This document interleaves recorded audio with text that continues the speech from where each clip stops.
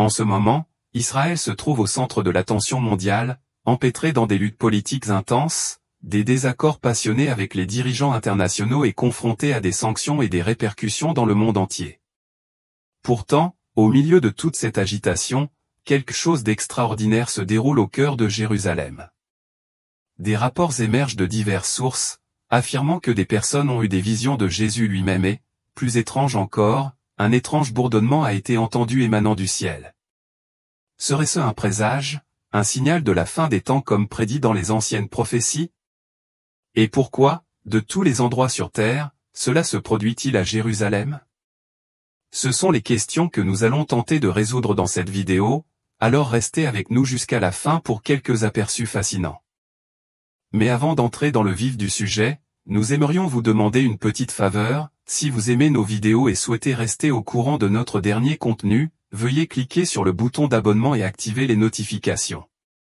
Votre soutien est très important pour nous et nous aimons connaître vos réflexions et vos idées dans la section commentaires ci-dessous. Que pensez-vous de ces événements à Jérusalem? Et y a-t-il d'autres sujets que vous aimeriez que nous explorions? Nous sommes toujours impatients de vous entendre. Maintenant, pour nos téléspectateurs chrétiens, vous venez de voir un rappel du message fondamental des enseignements de Jésus. Au cœur du christianisme se trouve l'appel à aimer Dieu de tout votre cœur, de tout votre esprit et de toute votre âme, et à étendre cet amour aux autres par des actes de bonté et de compassion, que ce soit envers vos proches ou envers des étrangers que vous rencontrez en chemin. Alors que le soleil se couche sur Jérusalem, une ancienne ville imprégnée d'histoire et de signification sacrée, quelque chose d'étrange commence à s'agiter dans l'air. C'est comme si la ville elle-même retenait son souffle, attendant que quelque chose de monumental se produise. Et puis, comme sur un signal, un son sans pareil éclate dans le silence, remplissant les rues d'une résonance surnaturelle. Ce n'est pas un bruit ordinaire. C'est un bourdonnement profond et riche, une vibration qui semble pulser à travers chaque fibre de l'être, comme si l'air même qui vous entoure était vivant d'énergie. C'est si profond qu'on a l'impression qu'on ne l'entend pas seulement, mais qu'on le ressent, comme s'il touchait l'âme même de chaque auditeur. La sensation est électrique, comme si toute l'atmosphère avait changé en réponse à l'arrivée de ce son mystérieux. Le bourdonnement devient plus fort, s'amplifie, et bientôt il est rejoint par quelque chose d'encore plus étonnant, un son qui ne peut être décrit que comme des trompettes célestes. Ce n'est pas le doux tintement des cloches d'église ou les carillons paisibles qui marquent le passage du temps. Non, ces trompettes sont imposantes, vibrantes et vivantes de puissance. Le son semble s'étendre à travers le ciel, emportant avec lui un sentiment d'autorité divine. C'est un appel qui résonne au plus profond du cœur des fidèles, et peut-être même éveille quelque chose chez ceux qui n'ont pas encore embrassé la foi. Les rues de Jérusalem, avec leurs pierres anciennes et leurs sites sacrés, je me sens soudain animé d'une énergie, vibrant d'une force sacrée qui fait paraître le monde ordinaire lointain et insignifiant. Debout sur les pierres patinées de Jérusalem, baigné par la lumière dorée du soleil couchant, vous pouvez ressentir le poids profond de l'instant. La ville, qui a été témoin de millénaires d'histoire, semble maintenant sur le point d'assister à quelque chose d'encore plus significatif. L'air est lourd du poids de l'anticipation, puis, sans prévenir, le son des trompettes rompt le silence. Ce n'est pas un son ordinaire. C'est une explosion puissante et retentissante qui semble provenir des cieux eux-mêmes. Les trompettes résonnent à travers la ville, remplissant chaque recoin, et vous pouvez sentir la terre sous vos pieds trembler sous sa force. C'est un son à la fois impressionnant et troublant, un appel à l'attention aussi mystérieux que majestueux. C'est comme si les cieux s'étaient ouverts et que, pendant un bref instant, la séparation entre la terre et le divin s'était dissoute. Le temps semble suspendu et les frontières de la réalité semblent s'estomper. Le son persiste dans l'air, suspendu comme une question, un défi ou peut-être une promesse. Quoi qu'il en soit, il est clair que Jérusalem n'est pas seulement une ville imprégnée d'histoire, c'est une ville où quelque chose de vraiment remarquable se déroule. Le son d'une trompette résonne dans l'air, son souffle plus fort et plus imposant que la lumière déclinante du soleil couchant. Il traverse le silence, emplissant le ciel d'une résonance électrisante qui peint une scène à couper le souffle et presque surnaturelle. Alors que l'écho de la trompette s'estompe, une silhouette émerge lentement, baignée d'une lumière dorée et rayonnante qui semble scintiller et danser avec une énergie divine. Cette silhouette est imposante et royale, sa présence impossible à ignorer dans le contexte des anciens bâtiments en contrebas. Son visage est à la fois gentil et autoritaire, dégageant une puissance tranquille mais indéniable, obligeant tout le monde à lever les yeux avec admiration et révérence. Vêtue d'une robe flottante qui semble onduler sous l'effet d'un vent invisible, la silhouette semble se mouvoir comme guidée par une force dépassant la compréhension humaine, rayonnant d'un air de sagesse et de sainteté. C'est un spectacle qui semble intemporel et sacré, rappelant les images de Jésus-Christ qui ont été transmises à travers l'art et la littérature depuis des générations. Bien qu'elle ne parle pas, le simple fait de sa présence emplit la foule d'un sentiment de paix écrasant, un calme profond et tranquille qui envahit tous ceux qui la regardent. La silhouette flotte dans le ciel, rayonnant d'une lumière qui semble surnaturelle, comme si elle appartenait à un royaume bien au-delà de la compréhension humaine. Un doux murmure se propage dans la foule tandis que des chuchotements commencent à circuler. Beaucoup parmi les spectateurs croient qu'ils assistent à une manifestation divine, peut-être même au retour de Jésus-Christ lui-même, attirés vers eux par le son de la trompette et l'énergie indubitable dans l'air. Certains parlent à voix basse des visions qu'ils ont eues ou des prophéties qu'ils croient commencer à se réaliser sous leurs yeux. Pour eux, ce moment ressemble à un signe de Dieu, un message d'espoir et de rédemption envoyé à une ville accablée par la tourmente et la peur. Pour eux, c'est un moment de clarté dans un monde souvent assombri par la confusion et le désespoir. À ce stade, vous vous demandez peut-être, cet événement pourrait-il être un signe de la fin des temps? C'est une question qui se pose naturellement, surtout lorsqu'on l'examine à travers le prisme des prophéties religieuses. En particulier, l'eschatologie chrétienne, qui traite du sort du monde dans les derniers jours, offre une explication possible.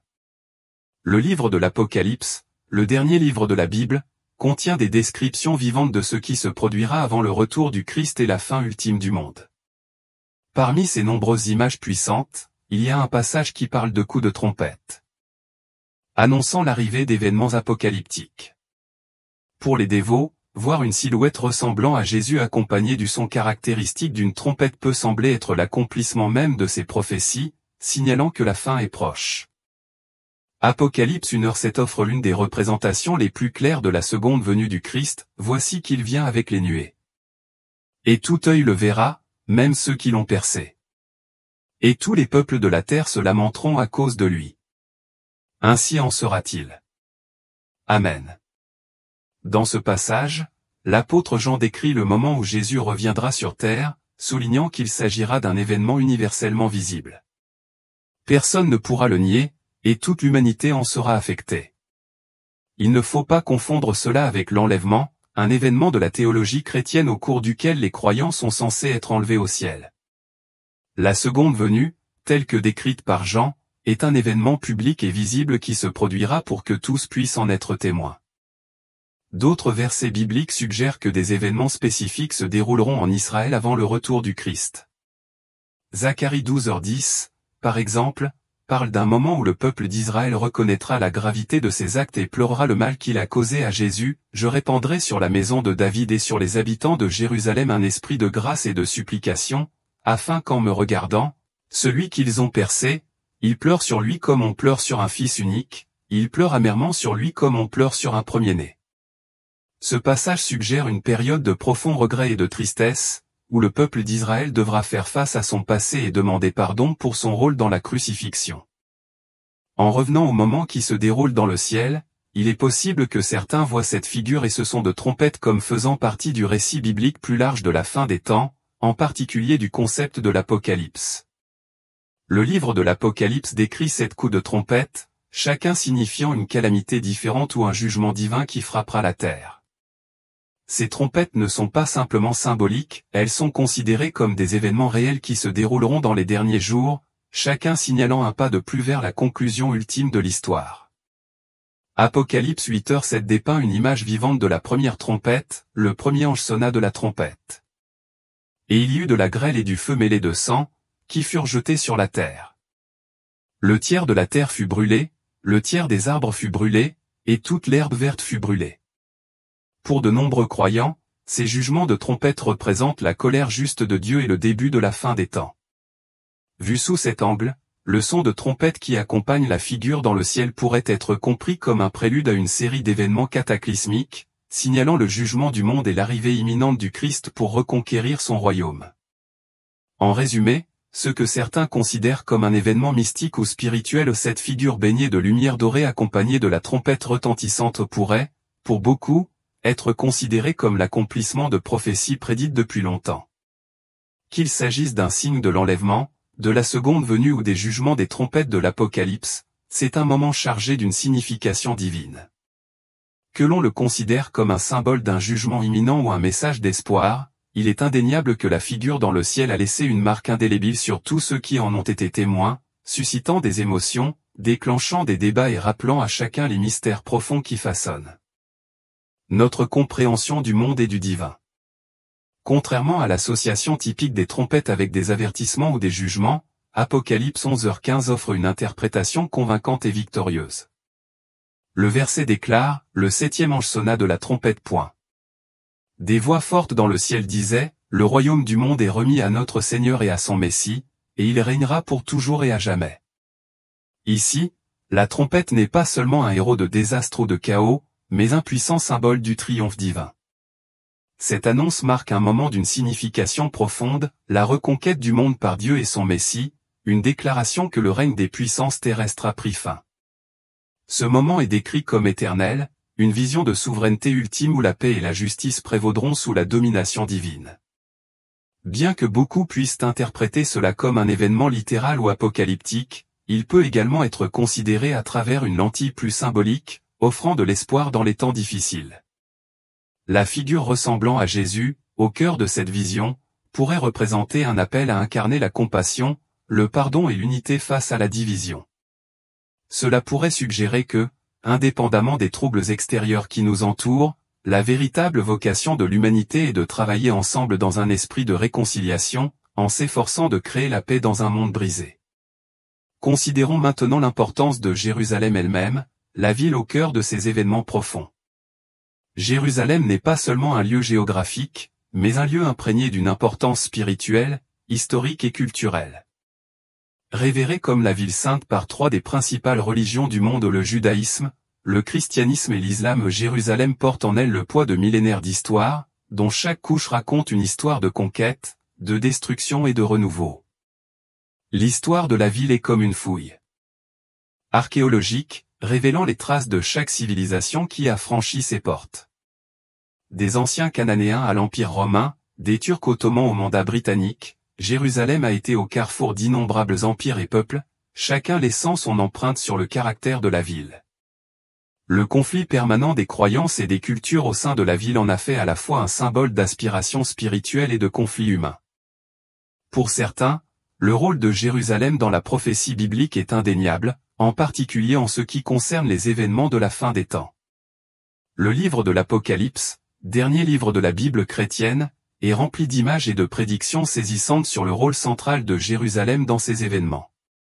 Certains interprètent cela comme une vision de la confrontation finale entre le bien et le mal, une bataille cosmique qui aura lieu dans les rues mêmes où l'histoire elle-même s'est déroulée. Ils imaginent une époque où Dieu établira son royaume sur terre, avec Jérusalem comme centre spirituel et politique. Cela comprend l'attente de la reconstruction de l'ancien temple, le retour d'une figure messianique et le triomphe ultime de la justice divine sur l'oppression humaine. La situation politique et sociale actuelle de la ville ajoute cependant un niveau de complexité supplémentaire à ces prophéties religieuses. Jérusalem est loin d'être un lieu d'harmonie, c'est en fait l'une des villes les plus disputées au monde, et son état de conflit actuel ne fait qu'intensifier sa signification symbolique. Le conflit israélo-palestinien en cours, chaque camp revendiquant Jérusalem comme capitale, a transformé la ville en un point focal de tension et de conflit. Pour les Juifs, les chrétiens et les musulmans, les lieux saints disséminés dans la ville, comme le mur occidental, l'église du Saint-Sépulcre et la mosquée Al-Aqsa, sont sacrés et profondément significatifs. Pourtant, ces mêmes sites sont aussi des lieux de friction, où des récits concurrents de l'histoire, de l'identité et de la souveraineté s'entrechoquent, conduisant souvent à la violence et à la souffrance. Ces dernières années, la politique d'Israël dans les territoires occupés, en particulier en Cisjordanie et dans la bande de Gaza, a suscité une attention et une condamnation internationale croissante. Les critiques affirment que les actions d'Israël dans ces régions violant le droit international et portent atteinte aux droits des Palestiniens. Plus précisément, l'expansion continue des colonies israéliennes en Cisjordanie est un point de discorde majeur. Ces colonies, qui sont construites sur des terres que les Palestiniens considèrent comme faisant partie de leur futur État, sont considérées par beaucoup comme illégales au regard du droit international et comme un obstacle important au processus de paix. Parallèlement, les restrictions imposées par Israël à la circulation des biens et des personnes, en particulier à Gaza, ont créé une situation humanitaire désastreuse, aggravant les souffrances de la population palestinienne. Le recours à la force militaire contre les manifestations palestiniennes a également suscité une condamnation généralisée, certains le considérant comme excessif et disproportionné. La réponse mondiale à ces questions a été mitigée, plusieurs pays et organisations internationales exprimant de fortes objections aux actions d'Israël. Certains ont imposé des sanctions, limitant les échanges commerciaux ou l'engagement diplomatique avec Israël dans le but de faire pression sur le pays pour qu'il change sa politique. Ces sanctions, bien que symboliques pour certains, servent de rappel tangible des préoccupations actuelles en matière de droits de l'homme et de la frustration croissante de la communauté internationale face au manque de progrès vers une paix durable. Ainsi, la situation à Jérusalem aujourd'hui est loin de la vision idéalisée de paix et d'unité que de nombreuses prophéties religieuses prédisent. Jérusalem reste une ville profondément divisée, prise en étau entre les griefs historiques, la signification religieuse et les réalités douloureuses des conflits politiques modernes. Pourtant, c'est précisément dans cet environnement complexe et tendu que les symboles d'espoir et de rédemption, si centraux dans de nombreuses traditions religieuses, continuent de résonner. Jérusalem, avec toute son histoire et ses conflits, reste une ville où le passé et l'avenir sont inextricablement liés, et où la recherche de la paix est plus urgente que jamais. On débat de plus en plus de la possibilité d'imposer des restrictions au commerce avec Israël ou de suspendre la vente de certains produits au pays, tout cela dans le but de faire pression sur Israël pour qu'il reconsidère certaines de ses politiques.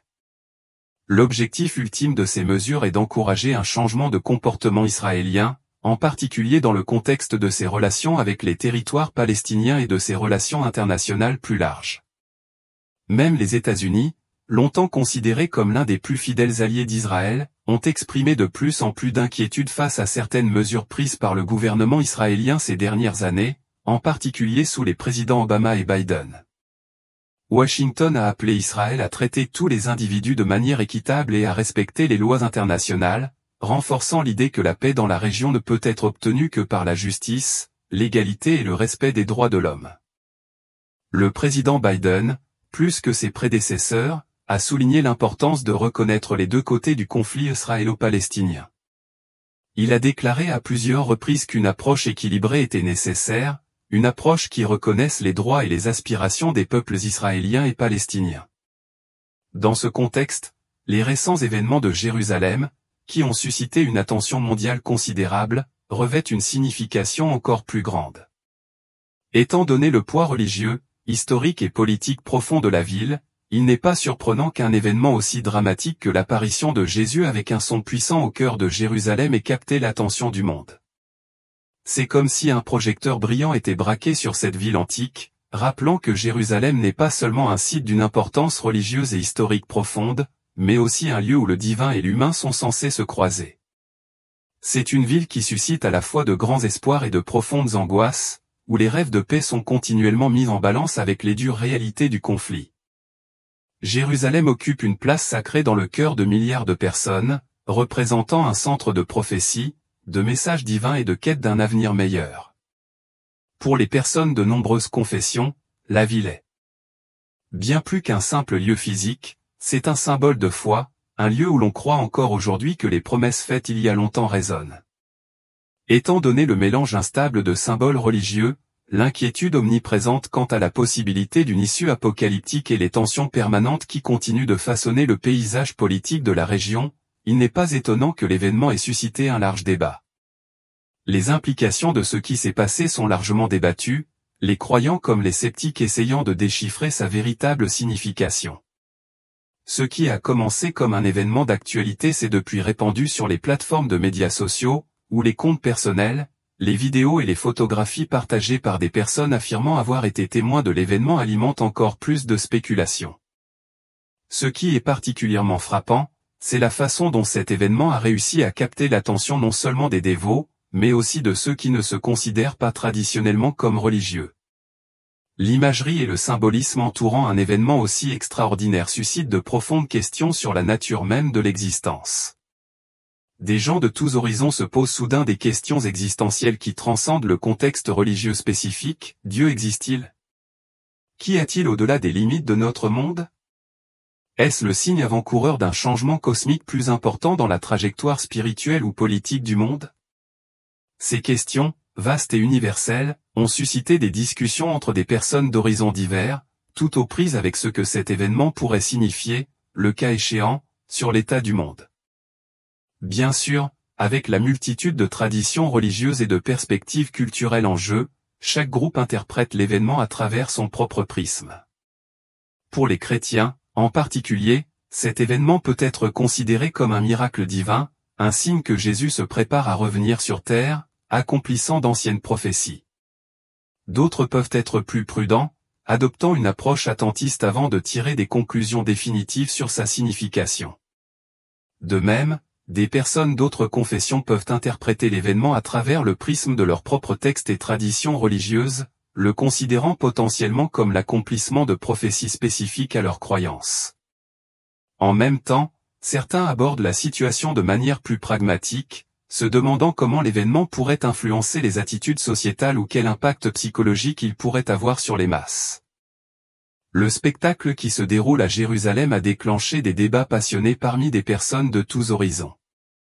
Il s'agit de bien plus qu'un simple phénomène religieux, c'est un catalyseur culturel et philosophique qui a conduit à des discussions intenses sur la nature de la croyance, de la réalité et de la manière dont nous interprétons les événements.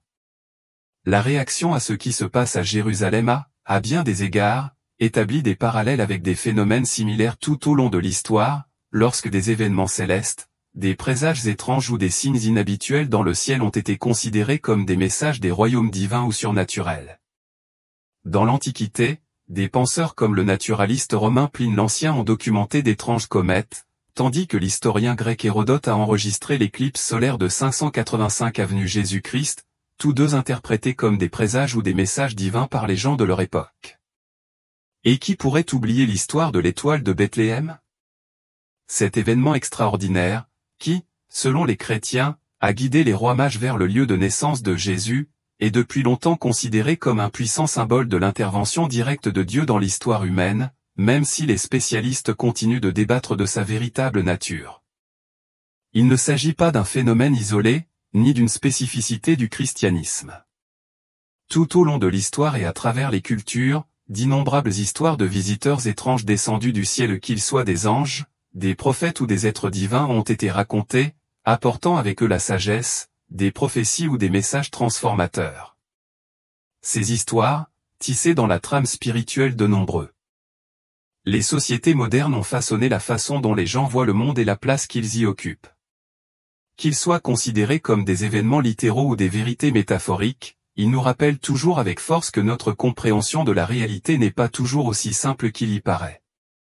Dans le contexte de la Jérusalem d'aujourd'hui, nous nous retrouvons une fois de plus aux prises avec des questions similaires sur la foi, le destin et la possibilité de vérités plus grandes qui se trouvent juste au-delà de notre compréhension. Tout au long de l'histoire, les humains ont été poussés par une profonde curiosité pour comprendre les mystères de l'existence, d'où nous venons et ce qui nous arrive après notre mort. Cette soif de connaissance et de perspicacité n'est pas un phénomène moderne, elle a fait écho à de nombreuses traditions anciennes. Dans la célèbre épopée grecque l'Iliade, par exemple, les dieux descendent de leur haute demeure de montagne pour interagir avec les humains et les influencer. De même, dans le texte sacré hindou la Bhagavad Gita, le dieu Krishna révèle sa véritable forme divine à un guerrier nommé Arjuna, au milieu du chaos d'un champ de bataille. Les deux histoires mettent en lumière un thème commun, l'intersection du divin et du mortel, où les dieux et les humains se rencontrent de manière à façonner le destin du monde. Récemment, des rapports ont fait état d'un événement extraordinaire à Jérusalem, une silhouette ressemblant à Jésus aurait été aperçue dans le ciel, accompagnée de sons étranges. Ce phénomène a suscité une profonde réflexion dans les communautés religieuses du monde entier. Pour les chrétiens, cette observation évoque des concepts théologiques profonds, tels que la seconde venue du Christ, l'accomplissement des prophéties bibliques et l'espoir de la rédemption. Les chrétiens croient que Jésus, ayant autrefois marché sur la terre en tant qu'homme et divin, est mort, a été ressuscité et a promis son retour. Pour beaucoup, voir une silhouette ressemblant à Jésus dans le ciel, au milieu d'événements célestes mystérieux, est ressenti comme un signe tangible que les promesses de la Bible pourraient bien se réaliser. Cela offre un sentiment renouvelé d'espoir que le dernier chapitre de l'histoire, tel que décrit dans les enseignements chrétiens, se rapproche. Ce qui rend cet événement encore plus intrigant, c'est qu'il ne résonne pas seulement chez les chrétiens. Dans l'islam, Jésus, appelé Issa, n'est pas considéré comme le Fils de Dieu, mais comme un prophète important qui jouera un rôle central dans le futur. Les musulmans croient qu'Issa reviendra à la fin des temps, agissant comme un dirigeant juste qui vaincra le mal et apportera la paix. L'apparition d'une figure ressemblant à Jésus à Jérusalem revêt donc également une signification particulière pour les musulmans, suscitant des débats sur ce que cela pourrait signifier par rapport à leurs propres croyances eschatologiques. Alors que les chrétiens peuvent interpréter cette apparition comme un précurseur du retour du Christ, les musulmans et d'autres personnes issues d'horizons religieux différents auront leurs propres interprétations, façonnées par leur doctrine et perspectives spirituelles uniques. Pour les communautés juives, cette apparition a également suscité une réflexion, notamment concernant le rôle de Jérusalem dans leur foi. En tant que ville la plus sainte du judaïsme, Jérusalem revêt une immense signification spirituelle, et de nombreux juifs se demandent comment cet événement pourrait s'aligner sur leurs propres attentes à l'égard du Messie. Contrairement aux chrétiens et aux musulmans, les juifs attendent toujours l'arrivée de leur Messie, et l'apparition d'une figure comme Jésus dans leur ville sacrée a donné lieu à des discussions sur la manière dont de tels événements pourraient être liés aux visions eschatologiques juives.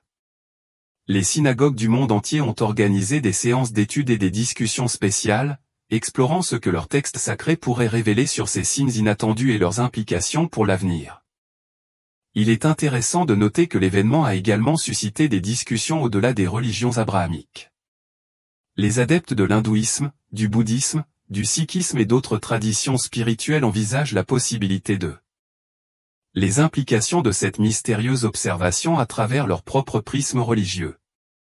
Chacune de ces religions a ses propres enseignements sur la nature de la réalité, du divin et du futur, et pourtant, un fil conducteur traverse bon nombre d'entre elles, une profonde révérence pour une puissance supérieure et un sentiment d'interdépendance entre tous les chemins spirituels. Bien que les interprétations puissent différer considérablement, il existe souvent un respect sous-jacent pour la possibilité d'une intervention divine ou de la manifestation d'une réalité plus grande qui transcende la compréhension humaine. L'observation au-dessus de Jérusalem, avec ses effets visuels et auditifs spectaculaires, a également attiré l'attention de la communauté scientifique. Les scientifiques explorent les explications naturelles possibles de ce phénomène, en essayant de donner un sens au rapport par l'observation et l'analyse empirique. Une théorie est que l'événement pourrait avoir été causé par un effet atmosphérique naturel. Lorsque l'air chaud près du sol se mélange aux couches plus froides au-dessus, il peut créer des illusions d'optique qui déforment la façon dont nous percevons les objets dans le ciel. De tels mirages ne sont pas rares et peuvent produire des formes et des images qui semblent réelles, mais qui ne sont qu'un jeu de lumière. Une autre explication possible implique une technologie de pointe. Aujourd'hui, nous disposons de méthodes avancées pour créer des hologrammes et des affichages visuels incroyablement réalistes, qui peuvent projeter des images en 3D dans les airs, à la manière d'une projection de film géante. Ces technologies, bien qu'apparemment magiques, sont fondées sur la science et peuvent parfois expliquer des événements autrement inexplicables. Malgré les efforts des scientifiques pour expliquer ces phénomènes par des moyens naturels ou technologiques, l'impact émotionnel et spirituel de l'événement ne peut être facilement ignoré. Pour beaucoup, en particulier ceux qui abordent l'observation d'un point de vue religieux ou spirituel, l'expérience transcende toute explication logique. Qu'on le considère comme un miracle ou comme un produit de la science atmosphérique, l'événement a suscité un débat mondial, réunissant des personnes de confessions et d'horizons divers dans un moment partagé de réflexion et d'émerveillement sur les mystères du divin et l'avenir de l'humanité. Jérusalem, ville qui a longtemps été un point central de l'histoire religieuse, continue d'être un lieu où le terrestre et le divin se rencontrent, et où les mystères de l'existence sont continuellement explorés. Des expériences telles que des spectacles de lumière spectaculaires ne sont pas rares, en particulier lors de concerts ou d'expositions d'art, où de tels phénomènes visuels sont conçus pour captiver et émerveiller. Cependant, il convient de considérer qu'une chose similaire aurait pu se produire à Jérusalem, que ce soit par un événement naturel ou une exposition intentionnelle. Dans notre vie quotidienne, notre esprit est incroyablement doué pour nous tromper. Lorsque nous anticipons quelque chose, ou lorsque d'autres autour de nous commencent à en discuter, nous nous retrouvons souvent à percevoir des choses qui pourraient ne pas être là du tout. Notre cerveau excelle à combler les blancs, en utilisant nos connaissances préexistantes, nos souvenirs et nos influences culturelles pour donner un sens au monde qui nous entoure. En conséquence, la façon dont une personne interprète un événement ou une vision peut être radicalement différente de l'interprétation de quelqu'un d'autre, même si les deux observent exactement le même phénomène. Bien que la science ait fait des progrès incroyables dans l'explication du fonctionnement de l'univers, sa portée a ses limites. La science est ancrée dans les preuves empiriques, ce qui peut être vu, testé et répété dans des conditions contrôlées. Cette méthode de compréhension est indéniablement puissante, mais elle n'est pas toujours suffisante, surtout lorsqu'il s'agit de questions plus subjectives, telles que les expériences personnelles ou les événements spirituels. L'approche scientifique consiste souvent à décomposer les choses en leurs plus petits composants, un peu comme le démontage d'une machine pour comprendre son fonctionnement. Cette méthodologie réductionniste a indéniablement. La science a fait progresser notre compréhension de multiples façons, mais elle peut parfois occulter des vérités plus vastes et plus interconnectées qui sous-tendent notre existence. Par exemple, de nombreuses traditions spirituelles, qu'elles soient religieuses ou philosophiques, affirment que notre esprit, notre corps et notre âme sont tous interconnectés. Si la science est capable d'expliquer le fonctionnement de notre esprit et de notre corps, elle ne dispose actuellement pas des outils nécessaires pour explorer ou expliquer pleinement la nature de l'esprit. Une autre limite fondamentale de la science est sa dépendance à des preuves observables et mesurables. Cela fonctionne à merveille pour des phénomènes comme la gravité ou la vitesse de la lumière, qui peuvent tous deux être quantifiés et testés. Cependant, lorsqu'il s'agit d'expériences plus intangibles, comme des visions ou des sentiments profonds de connexion à quelque chose de plus grand que nous-mêmes, la science est confrontée à un défi. Ces expériences sont souvent insaisissables, transcendant ce que nous pouvons directement mesurer ou reproduire. De plus, même les scientifiques les plus dévoués ne sont pas à l'abri de préjugés. Tout comme un artiste peut interpréter le monde à travers le prisme de sa perspective personnelle, les scientifiques abordent souvent leur travail avec des idées préconçues, colorées par leurs propres croyances ou expériences passées.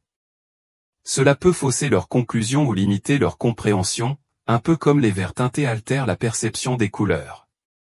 Ces biais peuvent conduire à des explications qui négligent des aspects importants de la réalité ou, parfois, aboutissent à des conclusions erronées.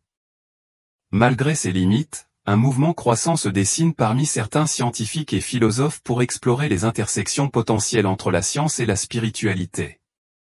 En particulier dans des domaines comme les neurosciences, la physique quantique et l'étude des expériences humaines extraordinaires, les penseurs commencent à voir que ces deux domaines ne sont peut-être pas aussi mutuellement exclusifs qu'on le pensait autrefois.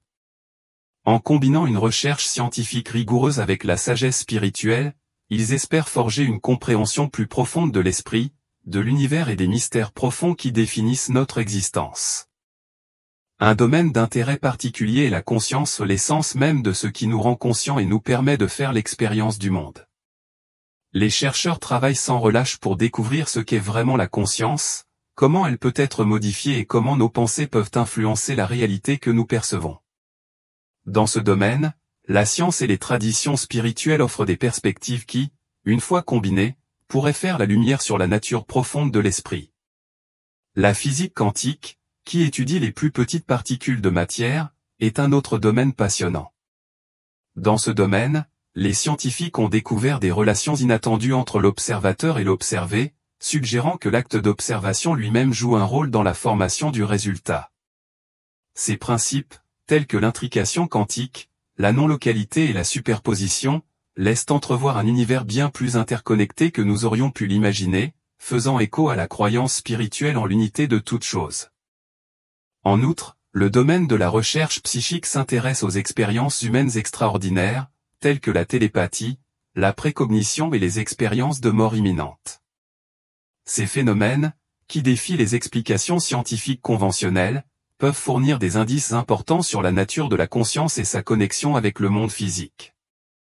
Bien que de nombreux membres de la communauté scientifique restent sceptiques à l'égard de ces expériences, il existe un intérêt croissant pour les explorer davantage, car elles pourraient révéler des vérités cachées sur la façon dont notre esprit interagit avec l'univers d'une manière que nous ne comprenons pas encore pleinement.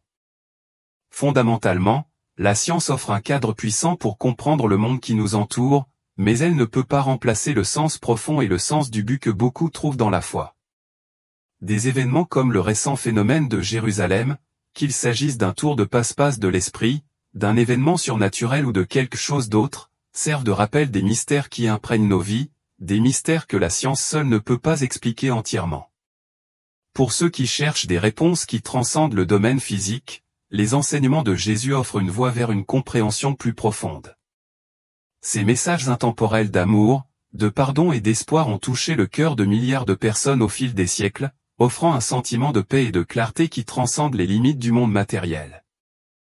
Si vous aspirez à un sentiment de connexion, à un but ou à une compréhension plus profonde de votre place dans l'univers, vous trouverez peut-être du réconfort en explorant les enseignements de Jésus. Son message nous invite à regarder au-delà de la surface de notre vie quotidienne, pour trouver la paix et l'épanouissement spirituel que beaucoup croient être au cœur de l'existence.